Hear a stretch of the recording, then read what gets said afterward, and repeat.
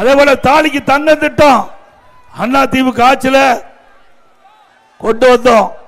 திராவிட முன்னேற்ற கழக ஆட்சியில் அதை கைவிட்டுட்டாங்க. இன்னைக்கு அனைத்து இந்திய அண்ணா திராவிட முன்னேற்ற கழக ஆட்சி இருக்கின்ற பொழுது 12 லட்சத்தில் 12 லட்சம் ஏழை குடும்பத்தை வாழ வைத்த அரசாங்கம் அண்ணா திமுக அரசாங்கம்.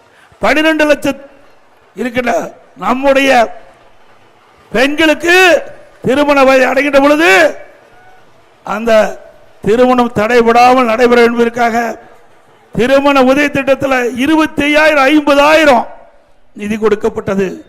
தாலிக்கு தங்கம் ஒரு சவரன் இன்னைக்கு 80,000 ரூபாய். பத்திரிகையில் ஒரு சவரன் 80,000 ரூபாய். அப்படி ஏழைகளுக்காக கொண்டு வரப்பட்ட திட்டம் திருமண உதவி திட்டம், தாலிக்கு தங்கம் திட்டம். அந்த திட்டத்தை திரு ஸ்டாலின் மாடல் அரசாங்கம் ரத்து பண்ணி இருக்குது.